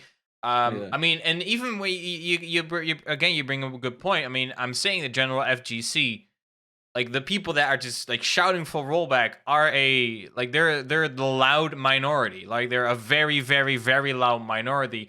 That just are like demanding rollback to be in the game. But because locals are basically and offline is basically non-existent for the last few years, for the last let's say 18 months. Last 18 months, there has been like I think RBK is like the first like huge actual major offline tournament in probably the last 18 months. Unless and that's an invitational. Yeah. We play as well. That good point. We play. Yeah. So we play in RBK. We're like the last we're like the big. I mean, if you look at the concurrent Twitch viewers, we can see that people want offline to come back, but they also just want a better online experience because before, like stuff like people were asking for rollback, we could just play offline. We could just go to if we had a local scene, we would go to our local scene, we would play offline, and everything would be fine. But now we can't do like for the last 18 months, we couldn't do that anymore. That's why people started to ask for rollback, and that's go on, Jay. And that's when because people really want rollback because they just want to enjoy the game. The thing I want to come to, I do see where they're coming from. The way they're approaching, it's just not not the right way to do it because it does create that toxicity when you get things like, oh, if it doesn't have rollback, I'm not gonna like roll back or roll out. But you know what you're trying to say. What phrase you're trying to say? My favorite is the ends justifying the means. No, actually, that is what it is. I mean, for them. They them justifies the means. Yeah, but they're not. What you're saying is I mean, a point you brought up, I agree with. Well, is like you're if you're saying I roll back or roll out, you're condemning a game that like is potentially like great. Like, I mean, I haven't played Virtua Fighter. I've never played it. I don't know if that game is great, but for all I know, that game is great. And people that could get into Virtua Fighter with that game, they only hear like, oh, it doesn't have rollback. It sucks. I'm not gonna pick that game up. That might be like the next biggest Virtua Fighter player on the world that potentially skips the game. Yeah, just to let you know, it's known as God. It's known as the best fighting game on the ever created. 4 and 5 are known as the best Really? fighting games. Oh, Yeah, I mean, they're I'm known young. as they're known as the best fighting Mhm. games ever created. That is the Oh, title. I should probably Just to try let that. everyone know. Yeah. That is the Shouts title to- it has. Shouts to Yeah. Fido. Damn. Are But they really so that what good? what I would do want Try it. to end on is that I don't think rollback is essential. I think to a fighting game in general, because the most important thing about a fighting game is the game itself. Does the game play Yes. well? Here's the thing. Yeah, because if Yeah. we get back to offline, if the game plays well, it will survive. But what I will say is that giving a game rollback greatly enhances the game's. I mean, I hate the word lifespan. The community will find. I mean, it becomes easier to find matches online if there's I no don't- local scene. It's a lot easier to find good. I mean, I was in the Strife beta. I was playing against FMAB 777. He lives in Dubai. He lives in Dubai. I didn't know that. He lives in Dubai. We had like 150 ms ping, 2 or 3 frames rollback. It was great. I thought he lived in France. I didn't know. I didn't know where he was from. But he told me he lived in Dubai, and I couldn't even notice that. Of course, we were both playing wired, which is of course a requirement. But I think rollback is inherently a good thing, and every fighting game that has it benefits from it greatly. And I will never, then again, I will never knock a fighting game that does not have rollback, because it's such a toxic sentiment to have. And you can't carry those two positions you just had. You will never be able to carry in the way the rollback or roll out. You can't have that position. I'm sorry. Yeah, Just not on Twitter. Not on Twitter. If I can add, it's like, well, I don't even know if the rollback is that necessary, because what were the two biggest fighting games for years? Dragon Ball Fighters and Tekken 7. Two games with awful netcodes. So it's like, it's just the game. It's just if you want to play the game. No, see, I'm different from you both. I still believe, like, you if not having building a game with a great netcode experience now should be a part of the package. I like, especially the age we're going now. Kids are home now. Obviously, now we're definitely home now. Yeah. We should be going there. Like, that's where we're going towards. We are going towards that. Having a better experience. If rollback is that, cool. If it's Jim John whatever code or some next North Korean code that they create, cool. I don't care what it is. If it's making that experience better, I'm for it. I will never be for knocking another game just for if the developer decided to not do that, cool. Their sales will plummet anyway. If it ain't got it, their sales will plummet anyway. Or give it a year or ever, let the sales plummet. But if I will never be for condemning, and those are my two stances. I'm not gonna condemn a game because it doesn't have it, like some little with my pitchfork. But at the same time, if you're a newer game coming, like, I mean brand new, and you overlook that, you deserve all the heat in the world coming there. But again, I won't do that. But you deserve the heat for doing that, because you have the research, you have an R&D department. You got people, you hire people like me and my and engineers to come and help you figure out that this is the right thing to do. So that's on you. But I'm not gonna go and bash a game and say, I'm not gonna play this game anymore because it hasn't had this, and I've been playing this for 3 years. Fun that. Like, I'm not a child, man. I have a child. I've got time for that. I have play games, press buttons, and just enjoy life. You know. Real quick, I want to add on that. Like, me and Rims have talked about critical thinking a lot.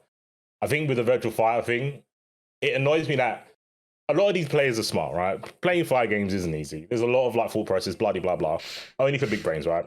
Now, when you look at something like virtual fighter, you have to put the pieces together. It's a Japanese developer.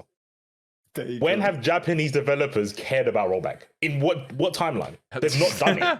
Why do you think they tell them why? Tell them why. Because no. I'm not gonna feed the trolls, bro. I'm not gonna feed the trolls. No. I'm listening. I'm listening. Why did Japan not care? Tell them the truth. Because Japan's netcode, literally, Japan's netcode is amazing. So they're like they do like location tests, and they're like, okay, we're fine. That's them.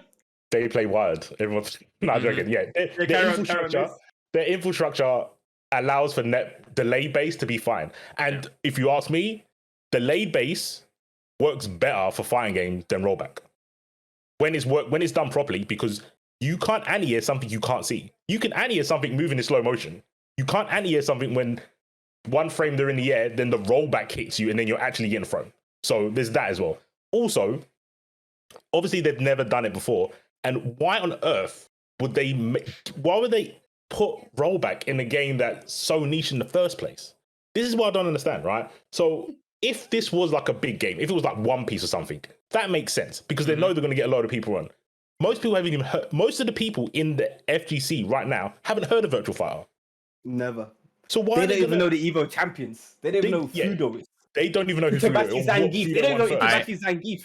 I only know those two names because of Street Fighter. Yeah, exactly. Yeah. Which is fine. I know Fudo is like the Harry Potter lookalike. Yeah, like Itabashi Zangief is a dine at that. Perfect Legend, all of them. Ryan Hart, they are VF bad men, like bad at VF. Like, I mean, I can tell you why I know Perfect Legend, but that we all know why we know Perfect Legend. Yeah, not because he got into the Playboy Mansion for winning Evo. But I do know because there was I watched a YouTube documentary on Perfect Legend, and like he of course there was like footage from him, like his webcam footage, and like in his background there was like a whole wall with like 35 trophies and 100 something medals hanging on as well. I'm like, damn, that guy he's a champ. No, like people control. Like, I'll rather take his legacy. I'll take his legacy like that. My trophy was not even a third of his.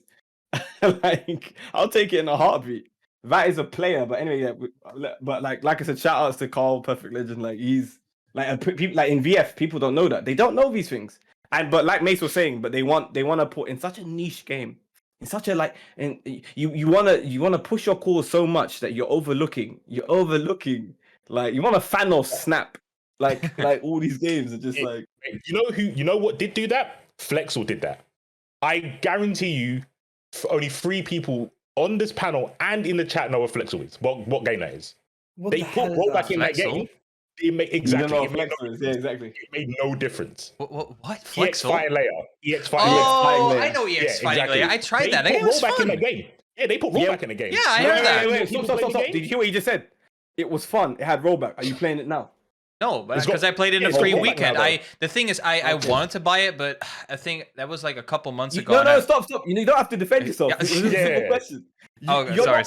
You're not playing it. No, right now. You played it when it had delayed. You said it was fun. They put rollback in it. You're still not playing it. I didn't play online. I only went to the tutorial and did some missions, and I kind of like the way combos worked in that game, but I didn't play online. That's fine. Like Jay, you're making my point, and I'm not trying to like make anyone look bad. The point is, you played it. You had some fun, whatever. They added rollback. It didn't change your mind. That's the reason I'm saying. Why would they put rollback in Virtual Fighter? Like, it doesn't make any sense. Flex was delayed. They added rollback. They spent so much money. They could have probably added like 3 new characters into that game. Instead, they put rollback into the 2 people. So the 2 people that probably live in like Birmingham are still playing the game. Like, no one's playing that game. Why are they going to put rollback in it? Same with Virtual Fighter. No one's playing that game in the nicest way possible. It's a small scene. So why put rollback into it? No, because now what they're gonna do, people love virtue signaling on this. So like, then they're gonna have their list of games that have like now when they have their argument, look all these games that have rollback that no one plays. Yeah, that you just threw into that no one plays. TFH, Flexel, Skullgirls, KI. People play Skullgirls. People play Skullgirls. But people don't play it because they don't play because of the rollback. There was a month when people were playing like OB, Popo, that were playing in. I saw them posting videos of combos. I'm like, cool. But I ain't seen that ever since. I ain't seen them man since. Damn. I did the beginning tournament. 8 people. The second one, I got 3 people. But I'm critical of these because this is the people who are advocating it in the chaotic route, which I don't agree with. They're expecting this whole they don't have the goal in mind. They think their ends is going to justify their means, and they're going to have a nice goal. The goal in which they envision isn't the same. We have to get there harmoniously. They're expecting like us to just all stop playing and start playing Power Rangers or something. No, I don't want to play that shit. Like, I just don't want to. Like people have been trying to make me play Skullgirls since it was out, man. I'm not touching that game. I don't care how fantastic I can play my cousins in Uganda and Africa. You think I give two? You think I care? I don't care about plinking with my cousins. Like, I don't care. If I can play Kaiden with like 5 frame delay and get DR'd like 20 times, I'll take that Kaiden one all the day of the week if I'm playing Dragon Ball. But people don't realize that, and they don't want to have that nuance, that conversation. Yes, I agree with rollback and everything else. I'm for all of this, but I'm also for this too. Mm-hmm. That's something you can do on Twitter. It's either that your or the other side. It's either one side or the other one.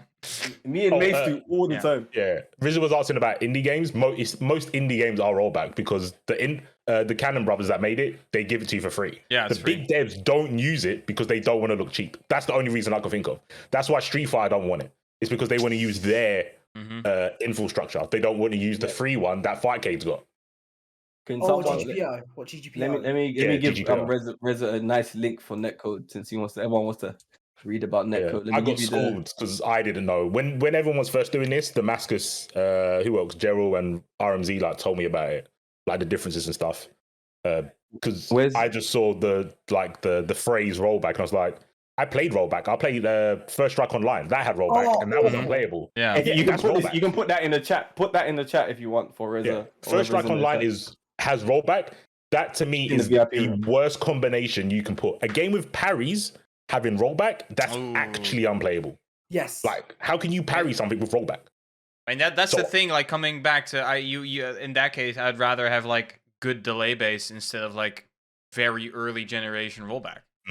Because I think back at that time it was still called GGPO, and when Skullgirls first implemented it, it was called GGPO. And it was that still, is GGPO. Yeah. Rollback is the type of netcode. It is. It's called. What it's on is GGPO, and that's what everyone likes. They just don't know it because Street Fighter 5's got rollback, but it's not GGPO. Awful. Yeah. It is awful. Yeah, and I play a lot of Street Fighter 5, mate. That people say, "Oh, I want rollback." You don't want rollback. You want GGPO. You want GGPO. You don't want Street Fighter 5 rollback because that shit.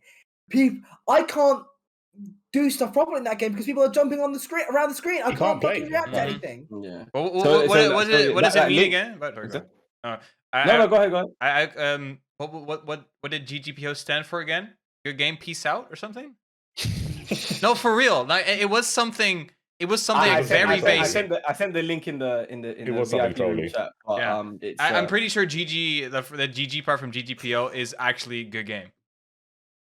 I mean, it's made by the people that made the Cannon brothers. Actually, Wikipedia says it's short for good game, peace out. Not even kidding. GGPO means good game, peace out. I posted the link in the chat. The thing is, it's ironic because GGPO is grassroots. It's probably the most grassroots things we have. Like, fighting game players made this so they could play fighting games online. I see we only have not a long time left because we have been dwelling on this. I mean, not dwelling. I love the discussion. I love it, by the way. What I did want to touch on before we leave, we can wrap up the topic, but I wanted to talk about the glossary and how actually I think that is one of the coolest and most helpful developments we've had in the FGC in like a long time. RMZ, I'll let RMZ finish this off. No, go for it, mate. No, me and C4 have the glossary for like terms, the terms for the info glossary, that one. Me and C4 have been like talking about this for like I don't even how many years has it been now? Yeah, infinite years. 5 years, 6 years, longer. You know what? What would be fair? Why do you like it, Jay? Because might be just getting old and biased. Okay.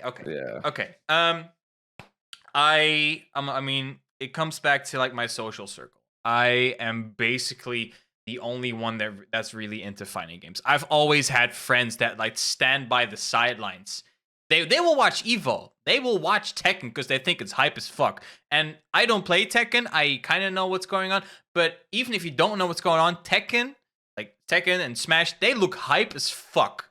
But then they hear like the commentators say, "Oh, what's rage art? What's this weird term? What is block stone? What is a cross up?" And of course, to us, those terms are like we hear these terms every single day. We know what a frame trap is. We know what we know what a fuzzy is. Whatever. We know all of those terms. Every time I watch Eve with my friends, like, yo, what the fuck? What the fuck is an uptech? What is an L cancel? And it's just so convenient to just give, like, you say, hey, give me your phone. You type in the link, and you give them your phone back. And so, okay, here's a search bar. Whenever you hear a term you don't know, look it up, watch it, read it. There's an actual video that shows you what it is. And I think it's huge, and as well for new players, new people that want to get into fighting games, and they're like, because I do know people that they want to get into fighting games, but the amount of terms and the amount of like vocabulary that just straight up scares and overwhelms them. I mean, I'm sure that's not a lot of people, but I do know people that didn't get into fighting games because they just didn't know the terms. They got overwhelmed, and I think that is a huge tool. That I think the glossary is so I love it. That's the reason I love it. It's huge. It makes explaining things a lot easier to newer people. I don't think anyone can argue against that stance, and that's fine. I just scrolled through it. I saw so many terms from like Street Fighter 4. Like I played like 300 hours of Street Fighter 4. There were terms like, oh my god, yo, what is that? Yeah. For instance, but like what the fuck is a sex kick in Smash? Okay. All right. Stuff like that. I'm gonna jump in now as the old geezer. Boomer take. Let's go. Time. For me, all these terms are people just trying to think they're smarter than what they are. Like if I'm gonna start from there, and a lot of these, would you classify it as gatekeeping? And a lot of these terms have already existed, and forms of seeing them glossarized have existed already. If you go to Sonic Hurricane, if you go to Serlin's page, these have existed. These have long existed. Now, when you said we all know fuzzy, we all know this, no, we don't. People don't even apply the same thing now. It has changed. The new age players since 2012, literally just right after Marvel, have changed everything. Everything is not the same as it was. So when there's no new terminology, people are just creating stuff. Like I learned the other day what pre-spark was. Someone said pre-spark TOD. I said, what the hell is a pre-spark TOD? What like isn't that just a normal TOD anyway? No, it's when you're already in spark. So I mean, would that mean post-spark? That's post-spark or in spark. The guy said no, it's pre-spark. And I'm like, I was like, you do. Bro. That's like saying if you go Dragon Ball Z, like when Gohan beat Cell, it was pre-time skip Gohan then. After the hyperbolic time chamber, after the hyperbolic time chamber, he was pre-time skip. Like so that's what I'm trying to tell you. The new generation of players, because you're overcomplicating simple concepts. They are very simple. I agree with the glossary, but you're using that as an excuse. Like people love to have an excuse for why they're shit. Like they love an excuse. They love real like, talk, oh real man, talk. I didn't do the fuzzy L mash of the L grenade of the delayed Echo Fighter stance, whatever. You're making up all of this stuff because you just didn't block. Oh, he fuzzy mashed me well. Oh, what was that mash there? Was that a fuzzy mash? No, I just mashed because I wasn't thinking. So I agree with you. I like having a glossary, but this is a long existed. Like I've gone and just to let you know, I have gone over it. This, please. It's great to see. It's fantastic to see. But this shit has long existed. You don't need all of this shit to be competent in games. I have friends who have never looked at that shit and they will wipe the floor with 98.75% of the players who play now. They don't know this shit while you're there knowing what a unblockable, same frame, high-low, blah, blah, blah is fuzzy, whatever. And you're just losing to someone who's just playing and saying these games are... The only reason I need to know this shit is because I'm a commentator. No, that's even worse because you're the voice people hear. When I commentate, I keep shit simple. The reason people that's the reason why I've always been good at it because I just say, hey, we're using this. Oh, you can do two forms of commentary. You can be a color commentator, you can be an analyst, whatever you want to choose. Either way, I don't need to tell you. Mash there, I think that was a fuzzy mash, and that, oh no, and then, actually technically, analytically, it was this. There are ways in doing it. But anyway, before I go on my rant, about in general. He's too late, man. I'll allow you. Real quick. Okay, I'll try and summarize the positions. I've got a slightly different one to RMZ, but it's basically the same thing. So Jay's saying for communication, the glossary is good. I'm like Omni.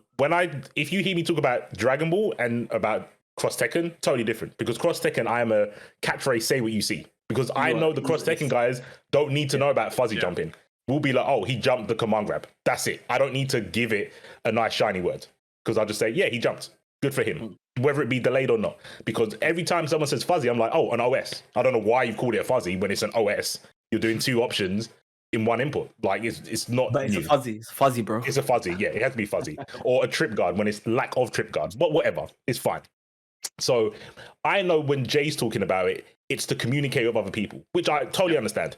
Regardless of even me and RMZ know the language is wrong, but if you can use it to communicate with people, then do it. But when me and RMZ hear the communication, we're like, you didn't need to say that. You've said a whole like slew of sentences that could have been summed up in like 2 letters. That's the difference between like how me and RMZ see it. Because like you said, Sonic Hurricane's been there for years. I'm not saying that everyone should not know all these things, because how fine game like terminologies or tech is all scattered over the place between Twitter, YouTube, Google Docs, forums, and all that. It's hard. It's very convenient that now it's like it's in one central place. Yeah. And what I do, that's super good. And the functionality it has is like very cool, because some terms like it will show you when like a term like DHC, which originates from Marvel, but it's also used in Dragon Ball. When like DHC is not even an official term in Dragon Ball. It's like Ultimate Z change or something. Ultimate Z change. Oh, it's UZC for the thing and ZC, and then But everyone says DHC because like it's a lot of overlap from Marvel, and it shows you it's like, hey, originated from Marvel, also used in Dragon Ball, and I think the functionality. It's wrong though. So this is where me and RMZ would be like, that's wrong, because you can't. DHC is delayed hyper combo. Yeah, that's true. Yeah, it's not a delayed hyper combo. Mm-hmm. You don't delay it. Like there's certain ones you can't delay. You have to do it instantly or right at the end. Some of them. But so me and RMZ would say the language you're learning to communicate with the people of like this generation is incorrect. So it looks like we're being bitter because we're like, well, you're not using the same language we learn. But to us, it's overcomplicated. There's no need for all of this. That's what it is. When everything in the fighting game can be broken down into like 3 terminologies. There's literally like OS, footsies, neutral. And neutral's kind of hazy anyway. But any other terminology can be described by one of those 3 things. Yeah. It's nearly impossible not to, unless it's a very like specific mechanic in the game. Right? Yep. And see those 3 things and manipulating advantage and disadvantage. That is it. There's nothing else. Yeah. There's literally nothing else. It makes sense because I do it. I call it DHC in Dragon Ball when I know it's not. I know it's not. Yeah.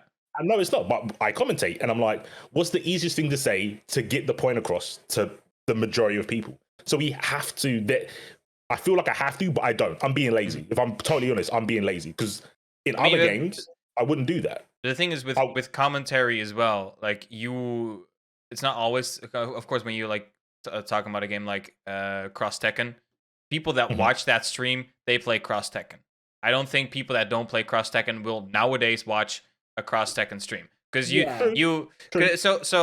but then you look at like, let's say the entire other side of the spectrum is probably like Smash, but I don't really know much about Smash. But let's take it one step back to Dragon Ball, because with the legacy that Dragon Ball has like non-fighting game people will watch a Dragon Ball Fighter stream, and they are not familiar with that terminology. And that's when you like have to kind of explain what's going on, because you have to know there are people watching that don't know shit about fighting games. Of course, you still can keep it like broad, general, so it like the chat doesn't think, oh, this commentator is treating me like a kid, like I don't know anything.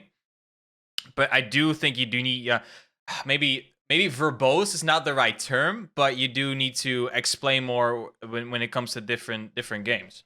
Yeah, no, it's okay to have vernacular. It's okay to have vernacular, like that's consistent. But even then, I just say into TN. I'm like, I do level 3, level 1. I don't even say. Yeah. I just say level 1, level 3. Everyone, you can see it. That's just me personally. I don't need to say DHC. Happy birthday, Paul. Like that one is like a cultural thing. You can say happy birthday because that's cultural. Yeah. But everything else like DAC, I can't be bothered saying all of that. So yeah, I agree with you, but I completely disagree because I don't even say DAC. I just say level 3 or level 1 into level 3. Yeah. Level 1, level 3 into Spirit Bomb or whatever. I don't go into I'm seeing or in Gear, I'm literally just going to describe it as you can see it because I got a bad habit with Dragon Ball because, like you said, I'm sure there's a lot of people that got into Dragon Ball that didn't play Marvel. So DHC, actually, you know what? I remember when I got it when Base Vegeta came out. When Base Vegeta came out and he picked the character off the ground, and I said, "Oh, an OTG." The Dragon Ball Z WhatsApp group went, "What the fuck is an OTG?" I've got evidence. I've got evidence. They said that. You got the receipts. Damn. He's got RMZ was there. I said OTG, and people were like, "That what takes the me fuck back is an though." OTG? OTG, dude. To you, it does. To a Marvel player, but to a non-Marvel player, you've just said a bunch of letters that make no sense. And that's why frame one. When you say frame one, Mace, when you say frame one, reflect. Like, I'm not gonna say the person who asked me this on Discord, but they asked me. They're like, you said reflect is frame 1, right? So I did a 2L with Vegito into Super Dash, and I couldn't reflect it. Like, that means it's gapless? I'm like, no, you can reflect it. You just did it too fast. And that's another example of people not understanding. Frame 1 means frame 1. There's no like invincible. That's what it means. But like I said, people don't quite understand. So you give them. That's what I mean. But you need to be careful of the terminology. People understand the terminology, but they don't understand how it works. Yeah. If it's frame 1 invincible, it's frame 1 invincible. It doesn't mean it's not frame 1 invincible now, and it is before. That's not how it works. It is what it is. You know what I mean? So. By the way, I do have to cut everyone off because we are at endpoint. Like, we're already over endpoint. But damn, this was. I gotta be honest. I barely said anything in the entire show, and I loved it. So, Ramsey, thank you. I think honestly, like, now, big ups, Ramsey. Thank you so much for coming on the show. I think you are like top 2 most entertaining guests. Probably top 1. I don't know who's number 1. But I think you are tied with Kuba right now. Kuba was great. Kuba's pretty funny. Kuba's pretty funny. We need to get fucking Jay, get Kuba and Ramsey on the C4. My God. You see when he came to my house. Kuba came to my house. Oh, really? Like, they're awesome. Damn. Yeah. Kuba was I want Offline to come back. That for just stuff right there before my kid was there. It was right there in the back. I was sitting at the back.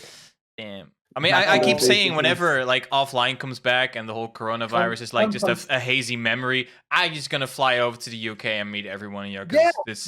You're great. Come over it. It's good. I'll bring my girlfriend that she can hit up like the London Mall or wherever y'all live in the UK. Because London is like the entire UK, right? I mean, that's what people keep saying. You're from London, aren't you? Yeah, you're from London. I was from London. I'm in Essex now, but London's the UK. It's fine. RMZ, are you from London? I'm literally in London right now. I'm not gonna be in London forever. I'm not. I'm like the last line of defense of London. After I leave London, I don't know.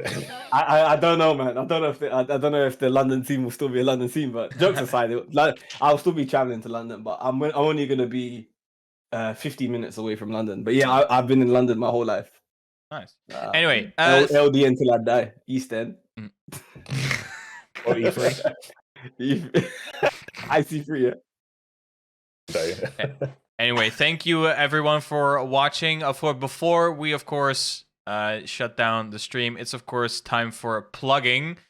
So it's time to let everyone know where we can find you. Omni, where are you about? Find me at HeckyRecky FGC on Twitter, and I've started streaming on HeckyRecky FGC on Twitch. So I do mainly chess streams because bad internet and fighting games don't really mix. So it's just chess streams, just chatting and stuff like that. Chess is chill. It's a good, it's a chill game. Yeah. I mean, that's the reason why I started playing Hearthstone Battlegrounds. It's just chill. There'll probably be some Yu-Gi-Oh streams as well at some point. Oh, yeah, I'd watch that. What did you just say? Do you not know? Everyone's doing this Yu-Gi-Oh thing now. Either Duel Links or the other one.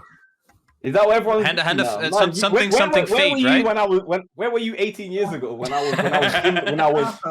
was You got my deck here. It's fine. Bro, I'm a Pharaoh. I'm a Pharaoh's Tour winner. Really? Seriously? Yeah, I've been playing since I was like since before Stratos, when Stratos Elemental, the Elemental Heroes came out. Oh my god! Yeah, I've been playing since back then, and I stopped when he was right. Dad came out. Damn. When Dad came out, so when Dark Arm Dragon first dropped, Oh my god! like and Cyber Dragon, Cyber Valley, all of that that was after, somewhere in here with all of them in it. You see, when Jinzo got unbanned, and Jinzo was insanely what old. was that, like 2007? RMZ is turning into RM Boomer. R&B. Chat's like RMZ. Reza's literally like RMZ is literally a boomer. Anyway, C4, where can we find you? You find me in twitch.tv/RMZ01. I'll just be in the chat. Pretty much, that's where I am. When Guilty Gear comes out, I'm sure you'll have to hear my voice at some point because I'll be doing a lot anyway. But until then, until the 11th, just find me in RMZ's chat. I'm not as hostile in RMZ's chat, so yeah, that's probably the best place. I mean, I did enjoy your stream today, C4. I thought that was very informative. I had it just on the side when I was working, but that was actually sick. I love to see more streams like that. I might do 1 or 2 more of those if I get like space and time to do it without a baby in the background. I'll do more of those. So yeah, I am C4IQ. I'll do like replays from Guilty Gear, mostly Fab or Fame because they're like my favorite. Revusa wants you to plug your CBK. CBK. Okay, CBK every Monday. 5 players go in a round robin. Winner gets the wanted. Got a new poster. We have commentators. Obviously, everyone here. RMZ done it way back, way back. But Omni and Jay, they're normal commentators. When Strife comes out, I'm going to be doing the same thing for Strife on a Wednesday. That will be Gears at War. Oh, you do Wednesday now. That's a good day. Oh, actually, that's a good thing. I'll have to an announcement. I'm gonna hold a poll on Twitter. I'll announce that in a bit. Anyway, got anything else, C4, before we move on to RMZ? Nope, that's it. Yeah, Monday and Wednesdays I'll be streaming. Until then, go and see RMZ. Watch Blue Therapy. All right, yeah, RMZ, where can we find you? Of course, for those who have been looking at the screen, Twitter handles are at the bottom right of the webcam frame. Bottom right would be there, yeah. Yeah. No, other one. There. Other one. It's here. So it's the other one. Yeah, that one. Yeah. That's the Twitter. Oh, because you did the inverse flip. Right? No, I just posted Twitter. I mean the Discord feed, webcam feeds.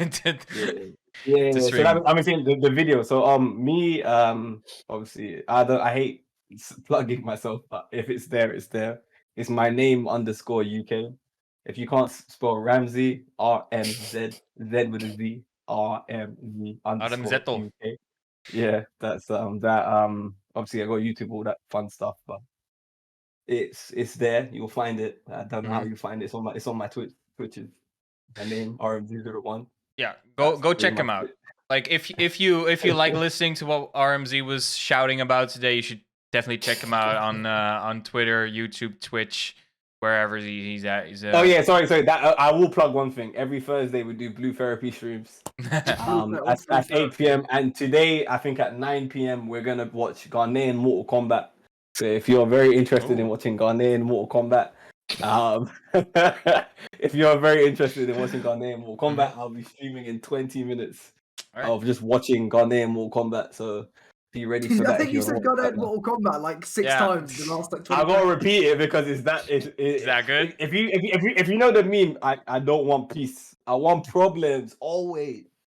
That's what it came I from. don't know what. I have no idea what you're on about, man. You should watch it. You don't want peace? Oh, you know what? I'll check it out when you start streaming. I'll check it out. I'll be there. Hey, I am pondering a bit because for those who are watching, you are probably in Damascus' stream as well. Damascus is going to stream his Strive Wanted on a Sunday, and of course I don't want to compete. I don't want to steal his viewers. So actually what I've been thinking is that I wanted to move the Trash Talker show to either a Thursday or a Friday. So I'm going to put out a Twitter poll relatively soon. And I want, because I don't think I'm pretty sure if when Damascus is going to start with his Strive Wanted, I want to watch that as well. I want to commentate that as well. So ideally I would do my show on a different day. So Friday is also Sparking Cast. Oh yeah, so I was thinking about doing it on Thursday. So yeah, let me know in chat and on Twitter if you would like to how y'all would feel if I would move the Trash Talkers to a Thursday instead of a Sunday, because it would mean I am unemployed, so yeah, that'll be fine. Yeah, I'll put it out on Twitter. Let me know how y'all feel about that. Of course, it will still be the same format, 1.5 hour, ideally, with of course ideally four people. Maybe we get it like eventually a fifth person on the show. That'd be cool. But yeah, of course you can. I mean, I don't really have to plug myself because you're already on my channel. So if you haven't pressed the follow button, thank you so much for everyone watching. Once again, thank you, Ramsey, for being on the show. I had an absolute blast. And yeah, dude, I can totally see why you're like a coach in various subjects, dude. Like your way of articulating and getting your points across is very nice. It was very nice to listen to. I'm 100%... It comes from holding L's, like mate. It comes from holding L's. When you hold too many L's. You're not by any chance a motivational speaker or anything? Or a speaker in general? I do speak, and I have a lecturer. No, I do. My Medium. If you go on my Medium post, it's all there. Yeah, I do. I do. All right, so everyone, check that out. Thank you once again. Thank you everyone for watching. And of course, shout outs to Jesus Joestar, which was thank you for the follow. He was my co-commentator on Wednesday Night Fights last Thursday. Was for me, dude. I got up at 3:30 a.m. in the morning to get up to commentate for Wednesday Night Fights. I could 3:30. Are you a dad? Are you a dad? No, I just wanted to commentate Wednesday Night Fights. That is the time we wake up. That's the prime time. That's when me and Nathan. I have a kid. I have a kid. I was in the chat. Yeah, you were in the chat. Yeah. So see, I told you. I was had a ton of fun, and then of course, shout outs to the man Revuzu, just following at the very last minute. So VOD, for those who haven't watched the entire show, VOD will probably go up sometime this week. So either Tuesday or Wednesday, whenever I have the time, because school still is kicking my ass. But once again, thank you everyone for watching. Trash Talks will probably move to a Thursday once Strife does come out. So to not fucking mess with Damascus Wanted, and I want to be on there as well. So I will let you know on Twitter. So follow me on Twitter at XJFree to get updates on, of course, the show, guest lineup. And you can also join the Discord for if you haven't, you always can. You can suggest topics, other guests, and just chat with people if y'all want, if you don't want to use like the bigger Discords. But yeah, that's pretty much it for me, unless someone really wants to get something off their chest before we go off air. Subscribe to Nick V. It's a good point. Pretty good statement. Anyway, follow IMC4. Smart, explosive man. Go follow him, of course. But yeah, thank you everyone for watching. Have a good night, and see y'all next time.